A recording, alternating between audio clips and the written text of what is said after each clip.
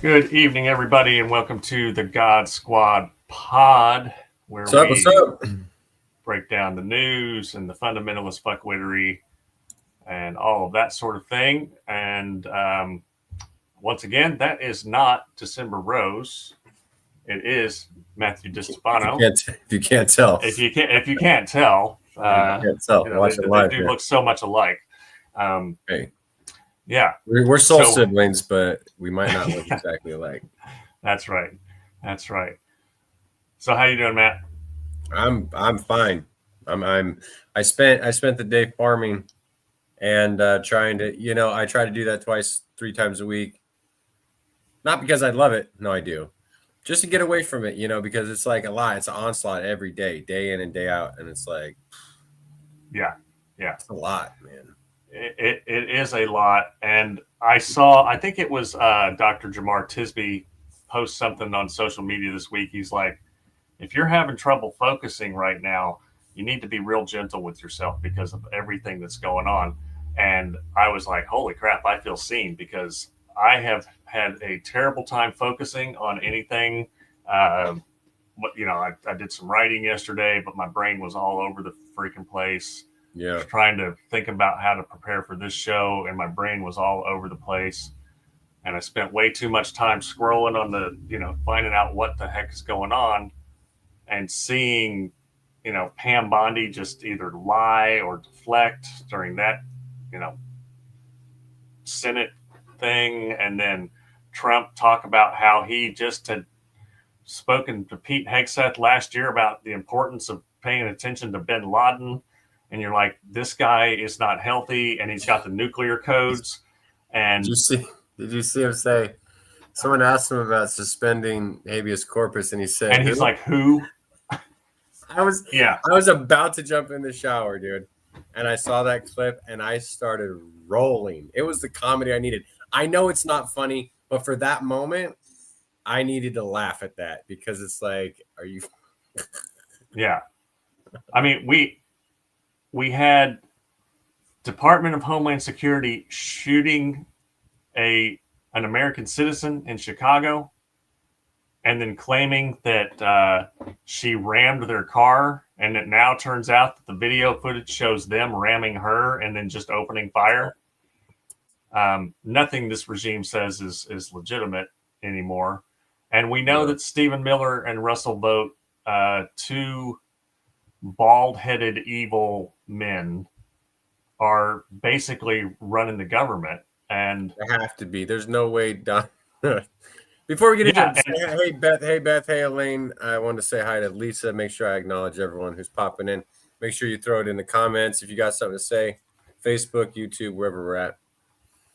There's no way Donald Trump's running this show because he's not there, man. He's not there. There ain't no way. No, he's not mentally capable, and really he's never had any interest in governance anyway, but he does have a lot of interest in retribution and enrichment.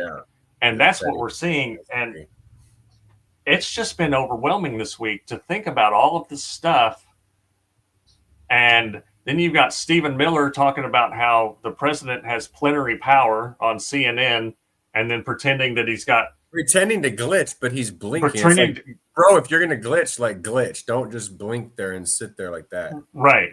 And then as Heather Cox Richardson pointed out, he's basically parroting Carl Schmitt, which was a Nazi political philosopher who the Nazis got a lot of their stuff from. So 2 weeks ago, maybe 3, he made a speech that was eerily reminiscent of Goebbels. And then now he's parroting Carl Schmitt. And we're not supposed to call these people fascist? Oh, you got to tone down the rhetoric, Dylan. I mean, and now a federal grand jury has now decided to proceed with an indictment against New York Attorney General Letitia James because this is part of Trump's retribution tour. Yeah. And I hope to God and I pray that they are overplaying their hand wildly. And I don't know if anybody saw this, but Eric Swalwell, right? Yeah. He from Cali, from my neck from of the California. woods. Yeah. He said on Twitter that the Epstein thing is about to blow wide open, and that Republicans are talking to him and saying, we're not going to be, when this drops, we're not going to be. You already did. You already were. Pedo protectors, right? And he said that 100 Republican congressmen are expected to flip on Trump. Dude, there's got to be some picture. There's got to be some nasty ass picture or something. Something's about to drop. Oh, yeah. Well, when Pam Bondi was getting grilled by the senators, I think it was Sheldon Whitehouse. It might have been one of the other ones, but asked, were you ever shown incriminating pictures of Donald Trump and Jeffrey Epstein with half-naked young girls or women, or however, I don't know exactly how he framed it, right? Yeah, with the stain on that one, that picture, right? And she immediately said something to the effect, "Oh, you're just trying to slander President Trump." She didn't say it was a yes or no question, and of course she didn't answer it.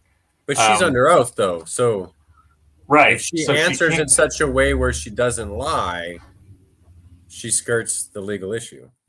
Right. And I guess she's a smart enough lawyer to figure that out. I would think so. Well, Eric says, I feel like posts from Swalwells may be blowing OPSEC. They signal to the GOP, shore up compliance before the moment they might otherwise bolt. I hope you're wrong, man. I mean, Swalwell's a Democrat who's very, very ardently anti-Trump. But, what's his name? Thomas Massey, who I have almost nothing in common with, because he's typically a disingenuous Republican libertarian type. But he's got the votes to force the release of the stuff, of the incriminating evidence related to Epstein and high profile politicians, including the current predator in chief. Who? How does a man admit on tape to being a sexual predator? I still don't get this. All these years later, because they don't think like us. 10 years later, that Christians go, oh, that's just locker room talk, or oh, he's just Cyrus. God's just using an imperfect vessel, and there's no repentance. None. There's no anything. No, this is going to come full circle on them, and we said it a long time ago, and they discredited it. They said, no, it's just all those things, and it's like, no, I don't think it is. And the chickens will come home to roost. I spent time with my chickens today. I got eggs out of the thing. They roost at night, and their chickens are coming home. They will. What did Martin Luther King say? The moral arc of the universe bends toward justice. It's long and it bends towards justice. This motherfucker might be slow, but could we find the fast forward button on this? I think they are overplaying their hand, though. I think, I don't know, like when the Joe Rogans and the Andrew Schultz, like fuck them all, but when they say we didn't vote for this, I think they, to some degree, obviously they did, and to some degree they lied to themselves for so long that they believed the lies, and they're like, I really believed that it wasn't going to be like this. Right. And most people aren't like Stephen Miller. I think. Yes. At the same. I mean, I balance it to say yes. A lot of America is racist. Yes, a lot of America is homophobic and bigoted. But I have to hold on the side of hope that they are overplaying their hand, especially with this like military in the streets shit. Yeah. And especially where the fucking libertarians at? Like, Jesus fucking Christ. Military in the streets? Where the fuck are y'all at? Don't tread on me. Come on. Yeah, exactly. Or where are all of the NRA types? Oh, yeah. With a woman who ostensibly had a weapon that was registered in her car getting shot. Hey, I wonder what these people are going to. At some point, fascist regimes always come for people's weapons, and America is uniquely positioned where we have a lot of them. And I just wonder what that's going to look like. Because MAGA's not going to be able to keep their guns in a fascistic regime. Like, let's be real. No. They're not going to be cool with that. No, because when things start to bite people in the butt, and that's where the wallet is kept, then there's going to be more pushback. I mean, Marjorie Taylor Greene, again, I have almost zero in common with this woman because she's awful. She said that we shouldn't have Bad Bunny on the halftime show because it's sexually immoral. And like, you cheated on your husband twice. I want to talk about Bad Bunny too. Sometime during this episode. Yeah. But then, she's been like, hey, if I die, I didn't commit suicide because I'm pushing for the Epstein thing. And she just basically also this week said, look, I'm not towing the party line on this, on the shutdown, because I'm talking to my constituents. I'm talking to my own family members whose premiums are going to double if this healthcare thing takes off, that the Republicans are pushing. And so on one hand, she says, I'm absolutely against illegals getting free healthcare. Bitch, that is not happening. That is not happening. They're not eligible for those benefits. But anybody that walks into a hospital is supposed to get taken care of because of that thing called the Hippocratic fucking oath. But she said she's not going to toe the line on the shutdown because she knows it's going to hurt her constituents. Yeah, I mean, they're already. Did you see MAGA Mike get grilled by that Republican caller on C-SPAN? The clips are going all around. He's just sitting there taking a fucking earful, man. And it's from a Republican. I'm guessing she voted for Trump. Oh, I did read about it. I didn't see the clip. Oh, she's handing him his ass, and he's just sitting there like, like his goofy ass looking face. Oh, with that, did he have that smug look on his face? Yeah, not as much though. He was like, I think it was kind of like, we're like, this is a Republican. Maybe a slight realization that you're not just being smug in front of all these woke liberals. Like, no, you're fucking up your people's lives, like the people that voted for you. And you're supposed to be the Congress and the president of all people, but we know the MAGA folks they don't think like that. But when it came, it was like, oh, she was pissed, and he just he sat there and took it, and it was beautiful. Well, as a friendly reminder to people, when he back months and months ago, during the lead up to all this stuff, he said, "Look, we're going to get rid of Obamacare because the free market, that's what we want." So Mike Johnson worships the free market, and by free market they mean they're free to jack up the prices as high as they want for insurance companies, and they're free to pay people as little as they can because capitalism. That's what they mean by the free market. Right. And from where I'm sitting, that kind of capitalism is literally the dictionary definition of the love of money. Mm-hmm. Which there's that one verse that talks about the love of money being the root of all that is evil. But for the kids at home that don't know about the misbehaving rabbit, what you got to say there, Matt? The misbehaving rabbit. I was like, what the fuck are you talking about? No, first of all, I actually really like Bad Bunny. I've been listening to a lot of them. I just think it's hilarious that I was watching this video. I don't know if you've seen these clips. I watch these clips of this daughter and son talking to their parents, and that's the podcast. Okay. I don't love it, but the clips come across my feed all the time, and I think this is just how this captures the mindset of the MAGA individual. the daughter and the son are pretty progressive, and they're trying to have conversations with their parents who are MAGA, and that the father is infinitely worse than the mother, but the mother's terrible anyway. And they asked the parents, like, what do you think about Bad Bunny? And they obviously didn't like him, and they couldn't understand how someone they had not heard of was playing the Super Bowl. And they were trying to explain to him, like, Bad Bunny is one of the biggest artists in the world. Yeah. Like, I looked him up on Spotify the other day. 80 million listeners a month. Monthly listens is about 81 million.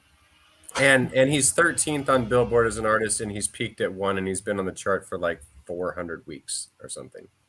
300 some odd weeks. And he's already done a Super Bowl halftime show. Bad Bunny hasn't. With Shakira. When she did. Oh, he was part of that. He guessed. Okay. Yeah. And she was like, I disagree with that. And that's where they're at. Because of the politics that they have and the fact that they don't like him or haven't heard of him, they disagree with the fact that he's worldwide huge. I mean, you could put at his peaks, he's as big as Taylor Swift or bigger. Right. And he's American, by the way. They forget that Puerto Rico is not like its own country. It's a part of the United States. Now they should have statehood. I think that would be probably fair, and I think they've wanted statehood. Have they not? I think there have been referendums on it. I can't remember how they voted, but there's some that are very much in favor of statehood in Puerto Rico, and some that are just like, fuck all y'all. Yeah, and I don't know enough to have too much of an opinion on it. The point being is that is the mindset where we're at, where the mind is made up before the facts are given. And when the facts are given, you reject the facts. And that's what we're up against. Just not on policy, not on what is best for whatever. Just on the fact, is Bad Bunny a large artist? Yes, huge. Right. And their argument was like, oh, no. But the NFL is supposed to be American and patriotism and this and that. And in English and blah, blah, blah. And it was like, for one, the NFL is its own company that makes its decisions mainly for the bottom line, like all major corporations do. They're not, I mean, if you think that they're not making this about money, they're trying to expand the brand, and they're going to try to take it to a global level. We need to realize that the football of the world is the football you and I watch at, right. Well, I watch it like 5 a.m. because I'm on the West Coast, but it's soccer, and that is the biggest game in the world. We need to realize the NFL is tiny on the world stage, and they're trying to branch out. Of course, They're bringing on an artist that is they're trying to, like Mike Johnson trying to say, I wish we brought on like a role model or someone who like has a broader reach, like Lee Greenwood. Like Lee Greenwood had one song that they put in the Bible in the 80s, and he's still milking that song, and it's terrible, and it's pandering, and it's awful, and I had to see him perform it live while I was in boot camp. I was like, you really said Lee Green, you dork, you are a dork. Bad Bunny is one of the he's one of the top 3 or 4 biggest artists in the world at the moment. Yeah. And you want a broader reach, so you suggested Lee Greenwood. How many listeners does Lee Greenwood have on Spotify a month?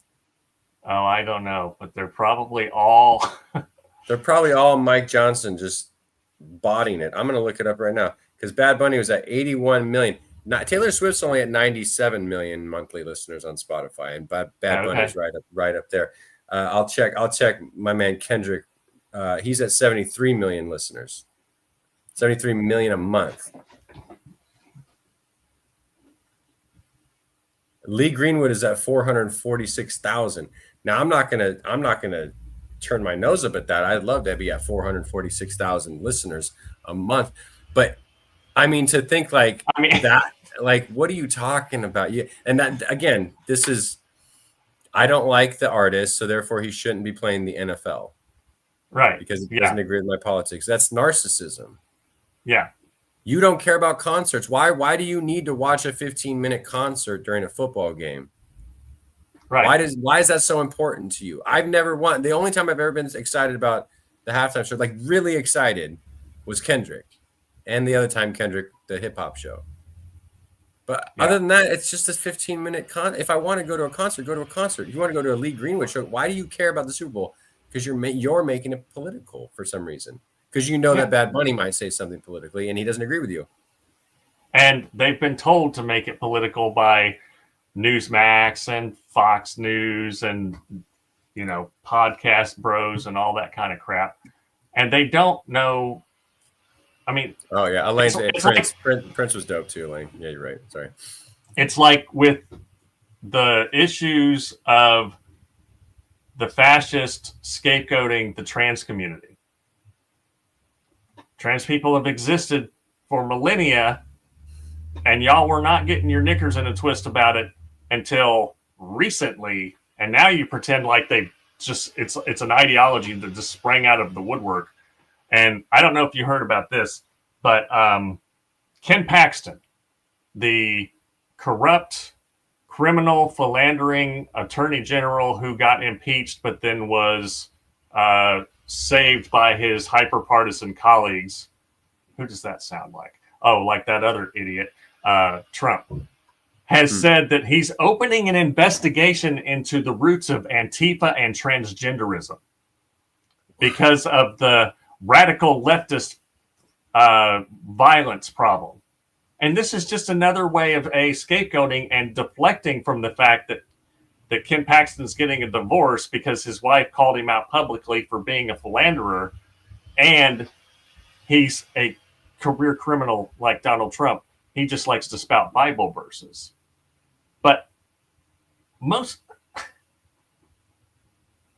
they're just scapegoating, and then people buy it, just like I did. And now, look, I've been very upfront about this.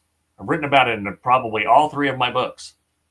I bought this anti-LGBTQ stuff uncritically when I was a Southern Baptist because it was preached from the pulpit. So I get it. But a lot of these people aren't even going to church. They're just hearing it on TV, and they're hearing that, you know, they're putting cat boxes in the classrooms for kids that identify as cats because they're scapegoating trans people. And they don't know. It's manufactured outrage. Just like this against Bad Bunny. I mean, it's the same shit that Jesus had to deal with too. Like, it's like the loudest people are the ones doing the loudest shit in their life. Yeah. It just happens over and over and over and over. How many pastors who are anti-LGBT get caught doing gay shit, right? for lack of a better term? Like, how many people, pastors who are anti-trans, are getting caught with child porn or something similar? It happens like daily, clockwork. It seems. Yeah. It's like clockwork. There's a Facebook page that's called Right Wing Watch. Oh yeah. And they post a lot of stuff about in a similar way to an account called Bex, I think, who post white Christian male leaders who are getting busted for child sex abuse or having child sex abuse material on their computer, or trying to make contact with an underage child for abusive person. Bex, yeah, right, Elaine. And they're overwhelmingly white. They're overwhelmingly men. They're overwhelmingly conservative. They're overwhelmingly, oftentimes, it's Christians in positions of leadership. Where the fuck is where are libs of TikTok when that's going on? And this is what, before we started the show, is like, what do we talk about? Because it's just over and over. It's like you talk about it's the same stories over and over, and they don't give a fuck.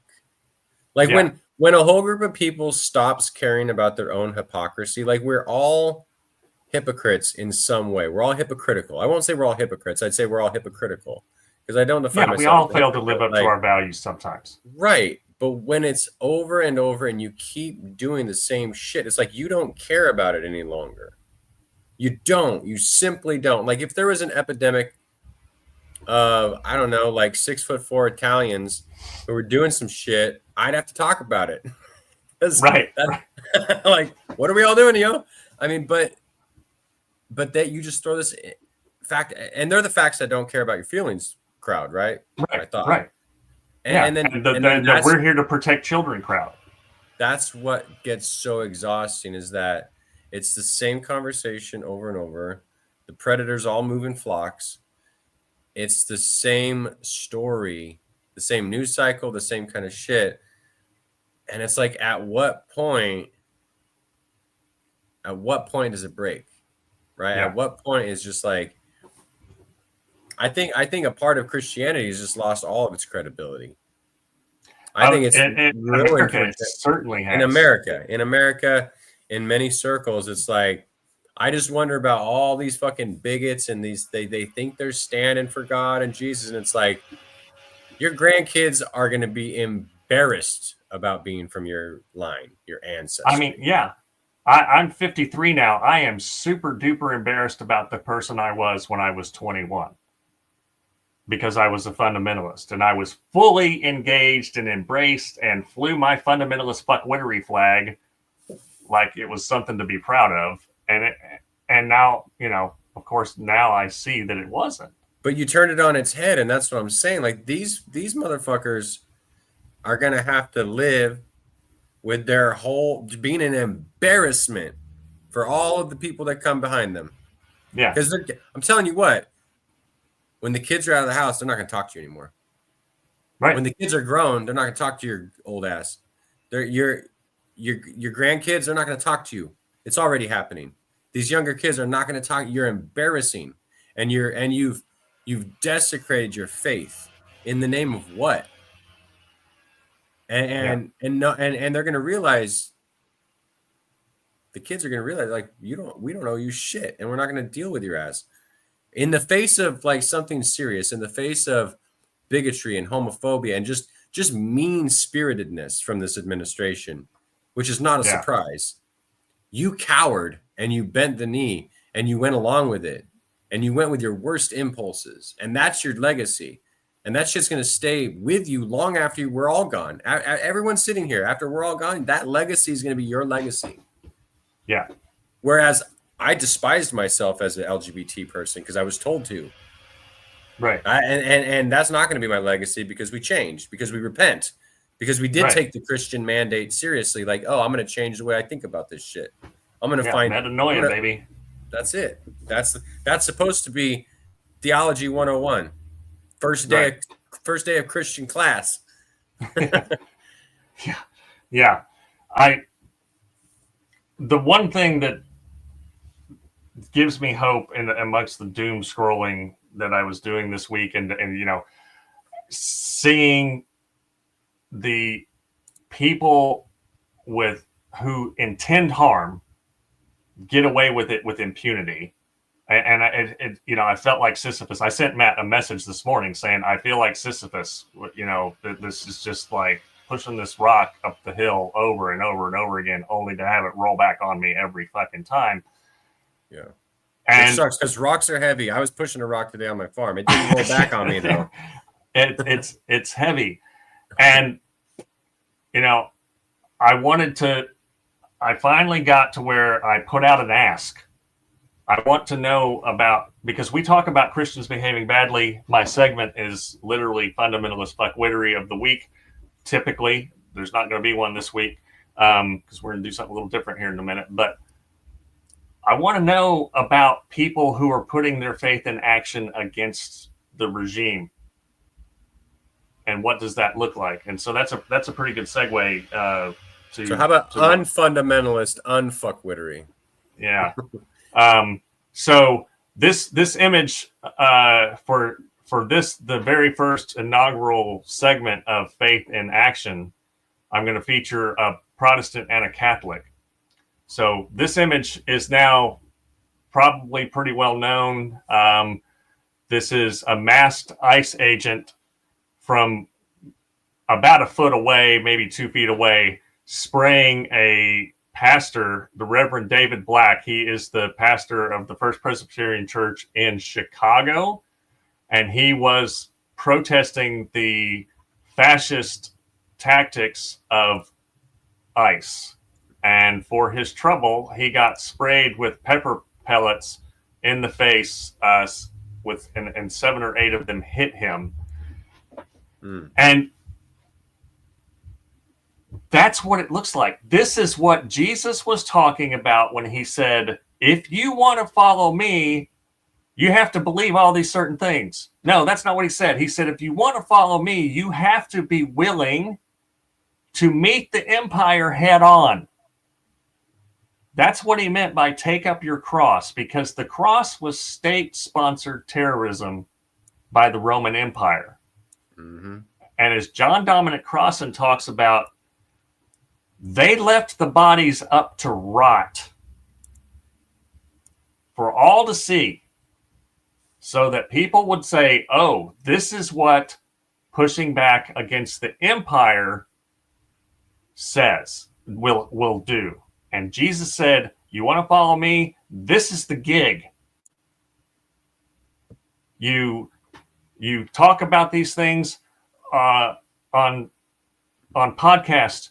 You go on national radio show and you talk about them, and you live in a surveillance state where Peter Thiel is collecting all of your information. I might not be a foot from ICE because ICE isn't in Lancaster, but I guarantee you I'm on a list some damn where because of things that I've been saying and things that I've been writing. And this is taking up your cross and following Jesus. And now this is Bishop Mark Seitz of El Paso, where Old Man Giles lives. Keith Giles, if for people who don't remember, he's on my sweatshirt. Yeah, he's only a few years older than me. So but Keith lives in El Paso, and this is the bishop of that area. And he took Pope Leo letters from migrants talking about their experience and how they are traumatized, how they are frightened. And the Pope was unequivocal. The church must unite on this issue. They must unite on this issue. And the church cannot remain silent. And he's talking directly to the Trump administration and all of the people in that administration and all of the Christians who are ostensibly followers of Jesus who are completely rejecting those teachings. So these two Christians are getting it right in comparison to the two jackasses that we talked about last week, Brian Sauvé and Eric Kahn, who are white supremacists who like to pretend that they are not white supremacists. So we have to unite and stand strong, Andy, against the regime, because what the regime is doing is evil, and we are called to put ourselves on the line against these kinds of evil behaviors. So if you know stories of denominations or pastors or priests or lay people getting out there and raising good trouble, I would love to hear them, because they might make it into my the book Work in Progress that I'm working on.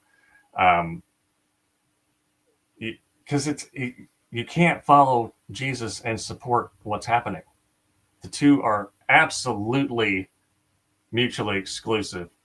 I don't know how much more clear I can be, Andy. To be honest, you're either for Jesus or for Trump. I mean, and you have to maybe just in practical terms, like what does it mean, like on the streets, like what does it mean in the day to day? Like I think protesting. I think like if you like writing. I think sharing ideas. I think engaging with your community. I think individuals are going to have to like people are going to suffer because of this regime. They're going to lose food stamps. They're going to lose access to subsidies, and they're going to need to be fed. They're traumatizing children. Yeah. As Zen said, you can't be neutral on a moving train. So I guess what I mean, Andy, is if you're not being active now, we all need to be active in whatever way our mind and body allows us to do. Sure. Whatever, we can do to push back against the regime. I saw something the other day that said, some people are posting on social media. Some people are going to protest. Some people are calling their congressman. Hey, I'll give a shout out to Haley Williams of Paramore. Did you see her performance on Jimmy Fallon? Everyone needs to go. What's the song? Now I gotta look it up so I don't look stupid.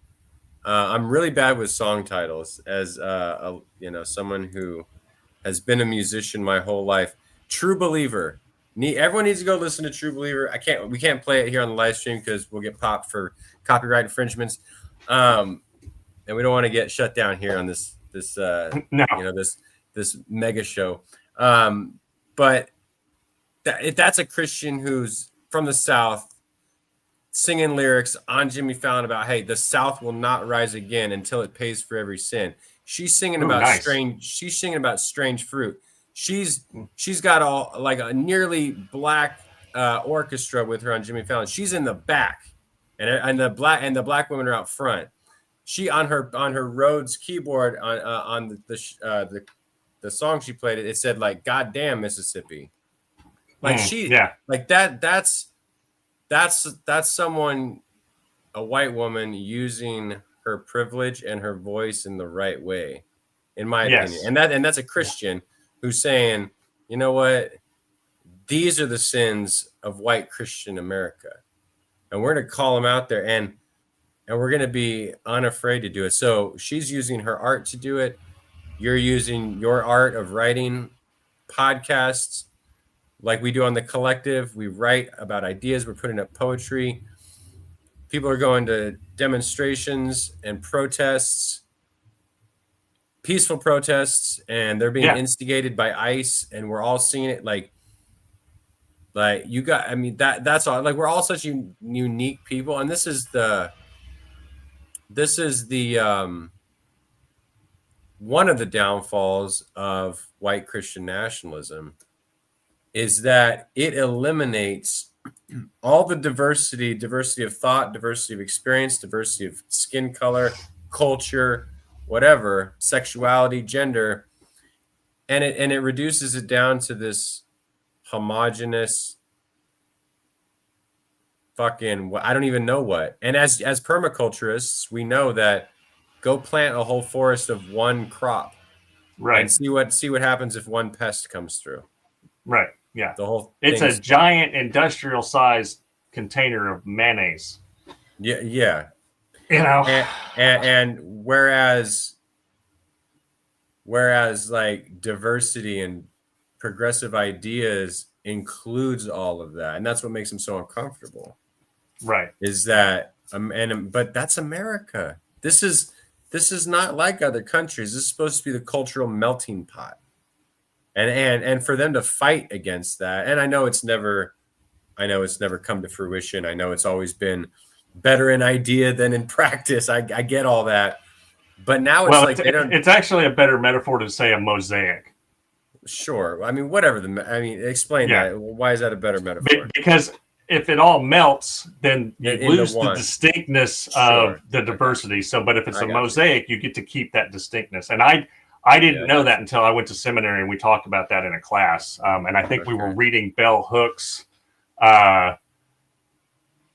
Yes, Andy, the melting pot implies more towards unity than diversity. We were reading Bell Hooks' teaching community. And so we want to make sure that we're honoring and treasuring the distinctness between us. If everybody was like Dillon, there wouldn't get a whole lot of shit done. And it would be real boring. You know what I mean? Yeah, of course. And And Andy, I apologize if I seemed a little snappish there earlier. I wasn't sure if you were asking that question in good faith. We every once in a while do get somebody who comes on and like tries to do like a Charlie Kirk kind of thing. So I appreciate the fact that you were asking that question in good faith. And it does mean, you know, everybody in our distinctness, in our uniqueness, and in our physical and mental abilities has something to offer. And to meet this moment, we got to stand up for the people that the regime is targeting. Yeah, yeah. And I think we're unified in our diversity. I think we can be. I think unity and diversity can exist at the same time. Like we're unified in celebrating our diversity and in celebrating and all the things that make this country so great. Like you can't make this country great again because it's never been great in the way that it needs to be great. But you still can make it great. Like, and that's kind of like the misnomer is that like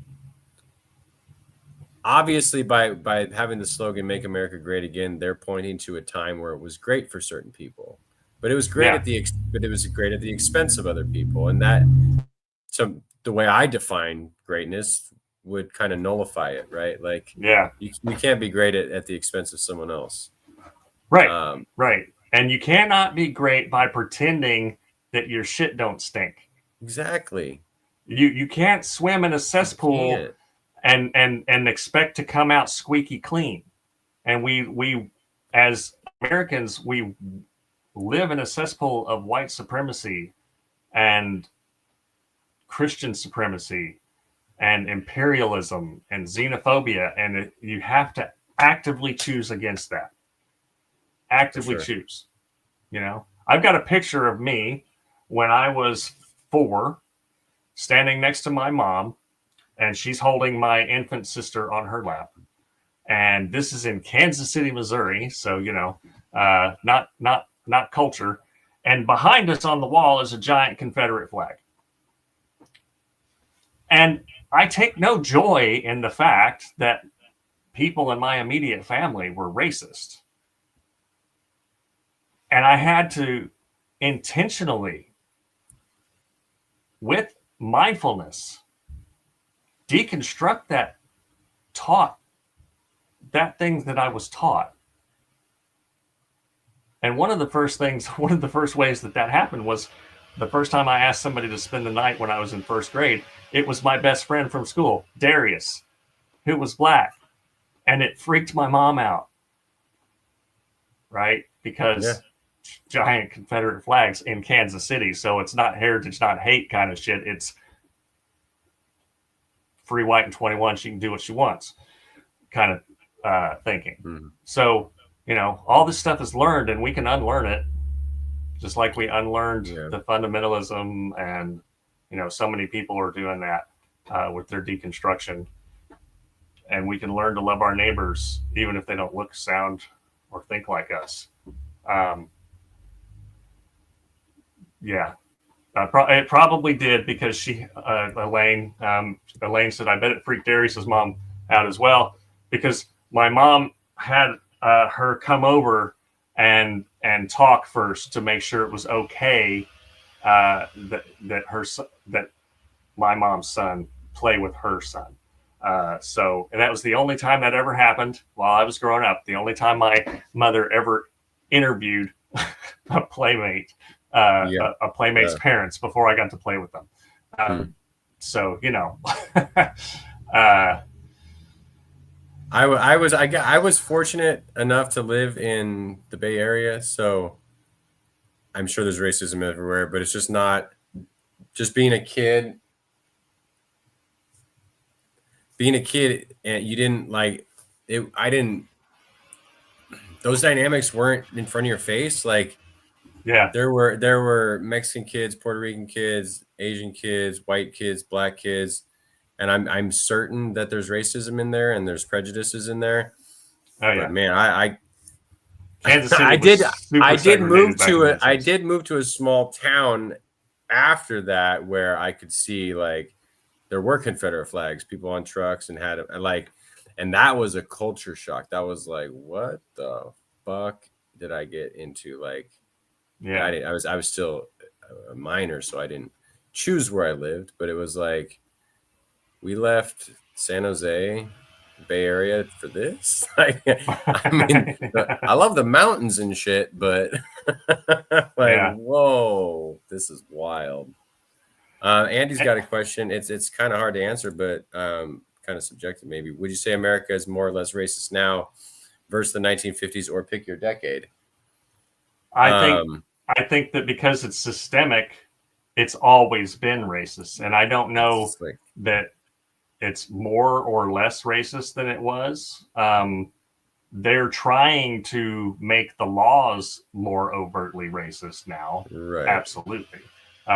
Because that's what they want to go back to, this idealized version of 1950s Ward and June Cleaver and Leave It to Beaver and all of that phony nonsense, Mm-hmm. where, as Matt said, it was great for one group of people and not so great for everybody else. And some of that not so great was strange fruit hanging from the trees.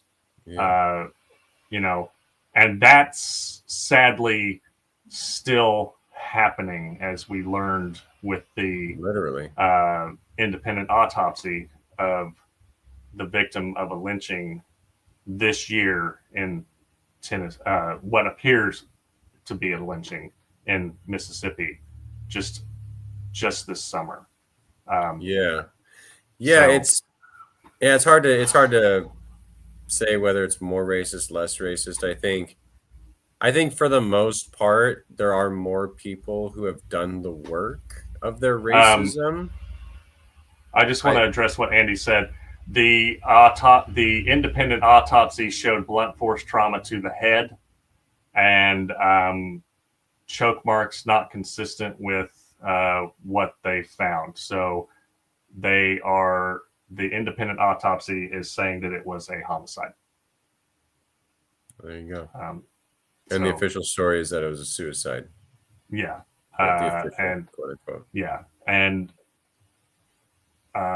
Mississippi has a horrific record on that. And I've referenced this book before many times on the show. You want to know more about that and Christianity's response to it, The Cross and the Lynching Tree by James Cone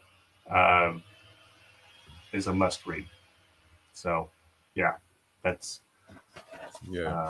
and it was Colin Kaepernick who paid for the independent autopsy.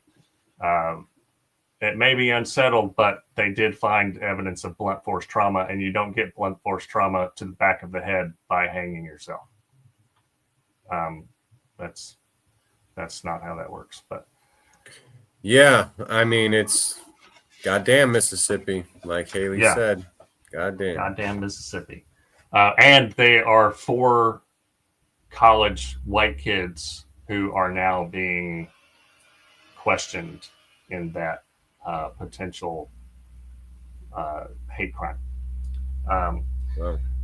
But we've all got a role to play. I got to put my phone down a lot more often and try to find more of the good news so I don't get overwhelmed. Having PTSD at a time like this super much sucks. It sucks basically all the time, but when there's a fascist coup, it's really shit. So pray for me, y'all, because this ain't no joke. Yeah, but we don't even get football this week, do we? It's the international break. Right, yeah. No Liverpool this week, damn it. But the Philadelphia Union did win the Supporters' Shield, so happy about that. Something to distract.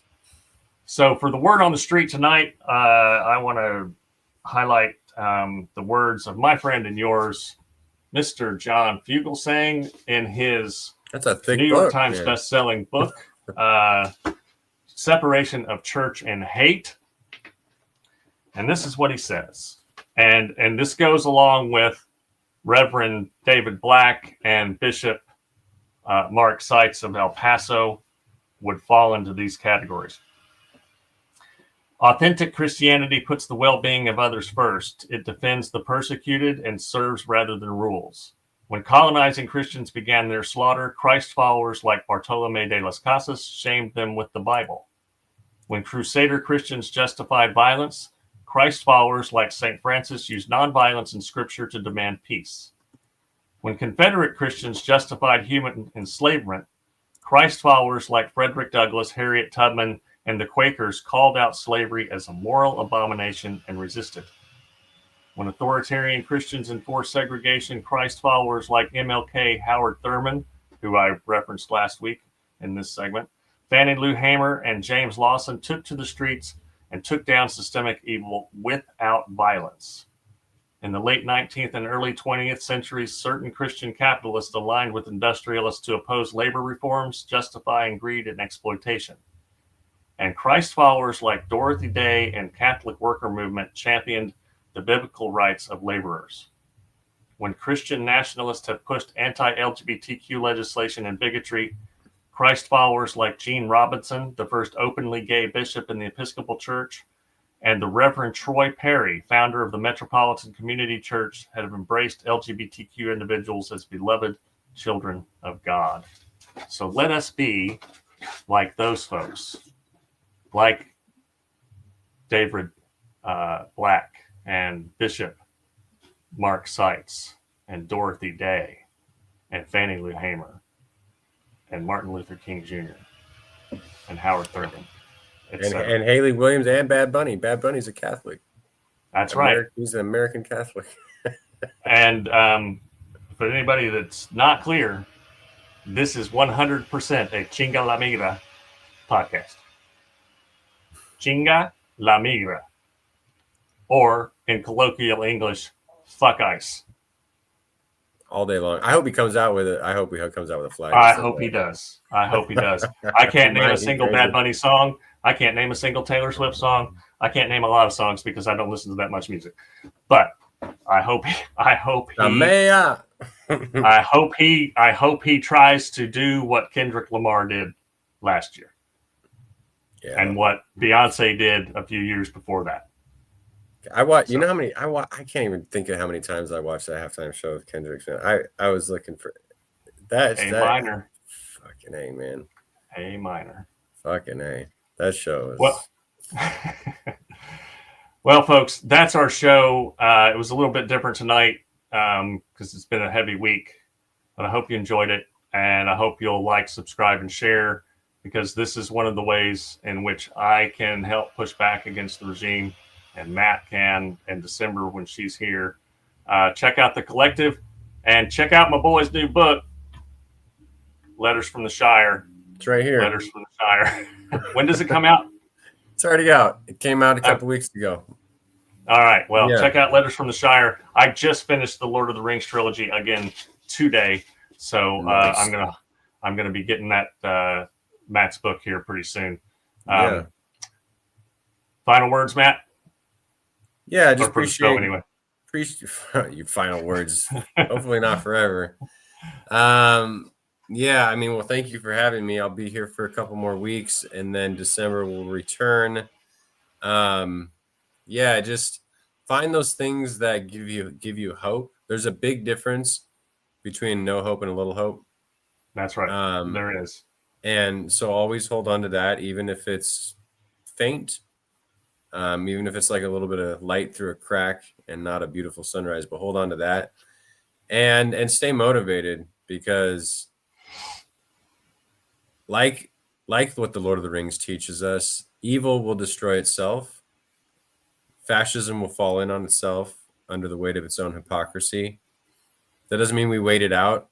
Frodo had to take the ring to Mount Doom. But we got to push them along.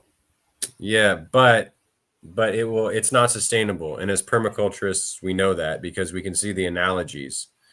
And if we did our gardens like they're doing politics and running the country, I would not have a harvest next year, and neither would you. Right. And there wouldn't be a very good one. Right. There'd be no spice, just all mayonnaise and white bread with not good white bread, just bad white bread. And plain white rice and a dry chicken breast. Yeah, but go listen to Haley Williams, go listen to Bad Bunny, and sign up for The Collective.